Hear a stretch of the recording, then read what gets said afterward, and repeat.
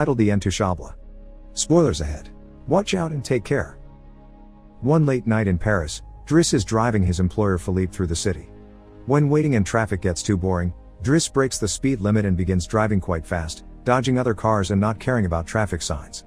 This causes the police to go after him, and Driss bets €100 that he can lose them, but after driving under a bridge, the cops catch up by ambushing them from both sides. Driss doesn't look too worried though, and this time, he bets €200 that he can get them an escort. The cops make him leave the car and he starts acting then, behaving offendedly and telling them Philippe can't move and he was taking him to the hospital. The officers find proof of this when they find the wheelchair in the truck and, when approaching Philippe, they see him convulsing, which is also an act.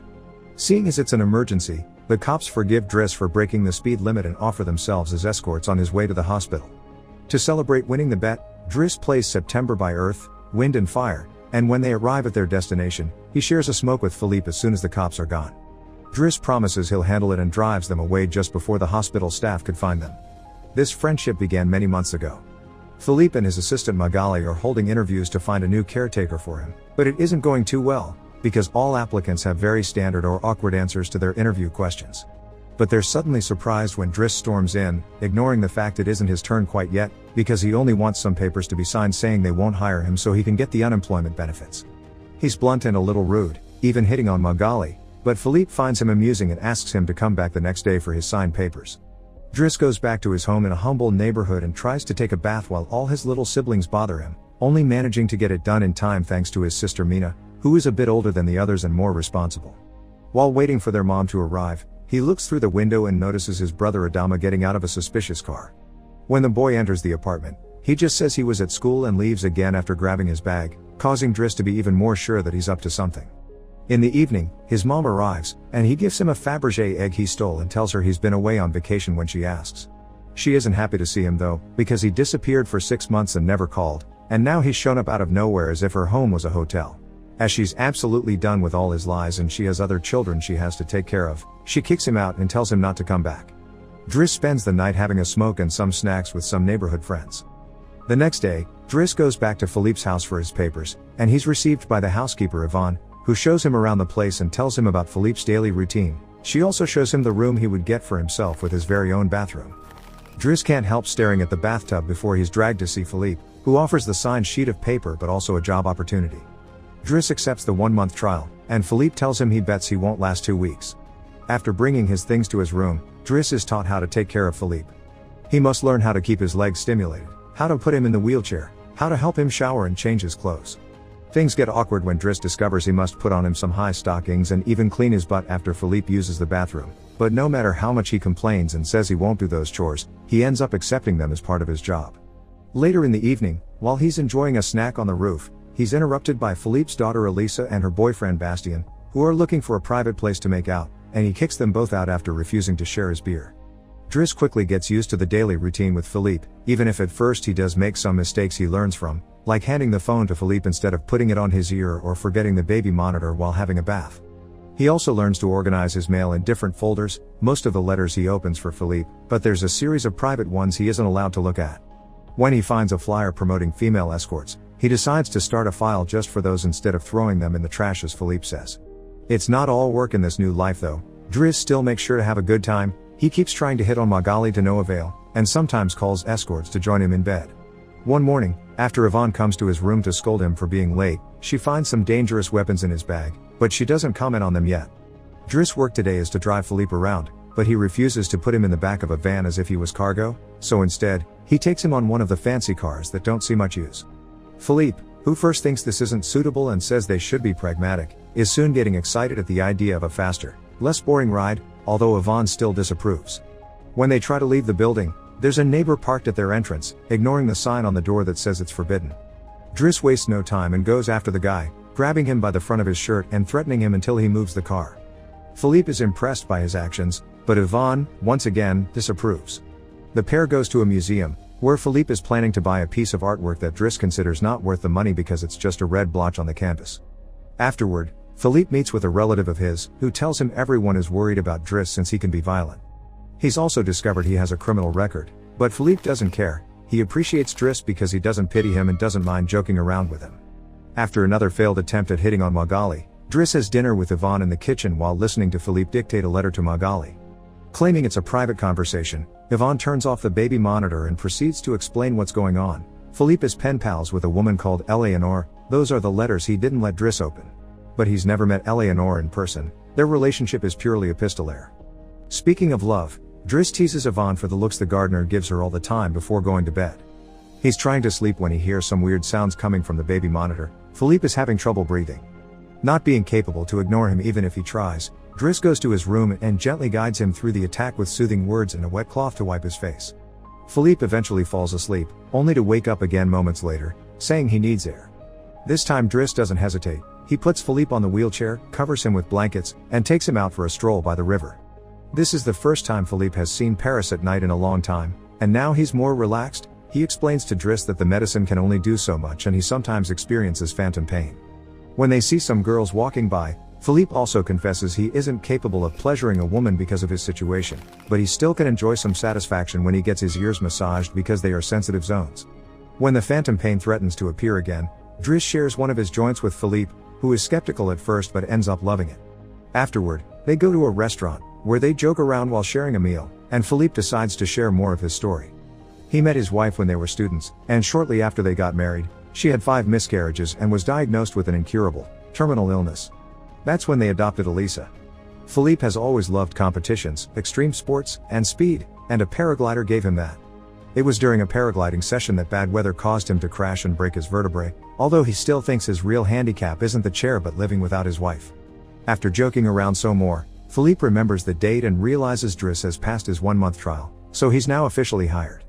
But he needs to start by bringing back the Fabergé egg he stole because it was a gift from his wife. She would give him one every year, and he has exactly 25, matching their time together.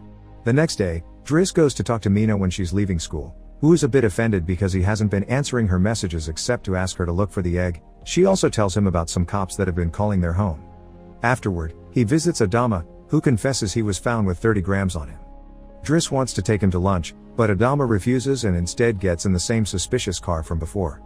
Later on, Driss is allowed to be present while Philippe dictates his letter for Eleanor to Magali. He thinks this purple prose is very boring and that Philippe should be more direct. He's also baffled to hear that this has been going on for 6 months and they never exchanged pictures. When he finds her phone number on one of the letters, he takes it as a sign and calls her, obliging Philippe to take the phone and finally speak to her outside the written word. Their conversation goes so well, Philippe is now on the phone with her all the time, even right before he and Driss attend the opera, during which Driss laughs and makes fun of the costumes. The next day, Driss convinces Philippe to accept to exchange pictures with Eleanor and chooses one of him in the wheelchair. Afterward, while he's painting, Elisa bursts into his room to ask him for cigarettes and makes fun of him for trying to be artistic. Getting angry, he kicks her out before going to see Philippe, who is currently asking Yvonne to change the chosen picture for one of him when he wasn't quadriplegic. She hides the picture inside the escort file right before Driss burst in, complaining about Elisa and telling Philippe he needs to discipline her, something Yvonne agrees with. Philippe agrees to talk to her, but he's mostly surprised when Driss lets it slip that he's been painting. Days continue to pass, and the friendship between Philippe and Driss continues to grow. Driss takes him to play in the snow and brings him with him when he goes out for a run. Philippe gets him his first suit and scolds his daughter while Driss listens to him through the baby monitor. When Driss finishes his first painting, he shows it to Magali, who slaps him when he tries to kiss her. Philippe, however, likes the painting and promises he'll try to sell it. The two of them have a great time with each other, enjoying things like getting a faster car, sharing joints, and even hiring escorts together. When Philippe's birthday comes, he isn't very excited about it.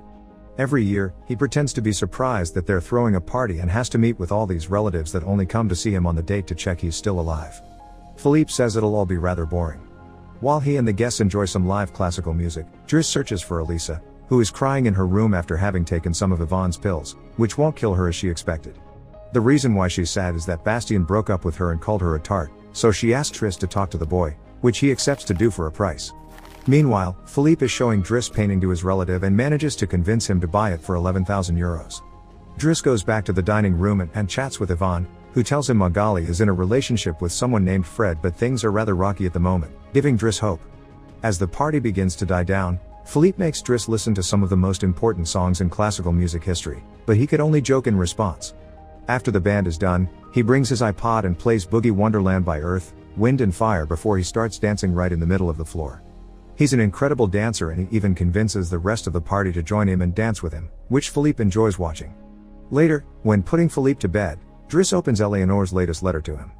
She sent her picture, showing she's rather pretty, and is telling him they should meet next week when she visits Paris.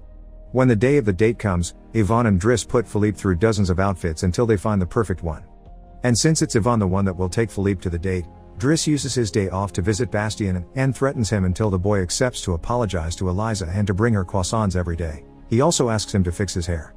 Afterward, he visits his mother at work, but only to watch her from afar. At the restaurant, Yvonne and Philippe are waiting for Eleanor, who is very late. After waiting for an hour, Philippe gives up, calls Driss to ask him to take him away, and then leaves the restaurant without noticing Eleanor is arriving at the same time. That same night, Philippe takes Driss with him in his private plane and gives him the money he got for selling the picture, making him immeasurably happy. They make it to the countryside the next morning, and Philippe decides to go paragliding, dragging Driss with him as well. Driss doesn't want anything to do with it, but after initially freaking out, he ends up enjoying the experience. When they return home, Adama is there waiting for Driss and gets scolded when he sees the scars on his face. Adama will still not tell Driss what's happening in his life though, so Driss makes him wait in his room while he calls Mina to tell her not to worry and goes to put Philippe to bed. Philippe, however, isn't sleepy yet. After making Driss look at a painting with him, he asks him about his family, which Driss at first doesn't want to talk about but eventually gives in. It turns out Adama technically isn't his brother and his parents aren't actually his parents, they're his aunt and uncle. They fetched him from Senegal when he was 8 because they couldn't have kids, and his real name is Bakari Bassari, but because other kids had that name, they called him Idris, and that became Driss.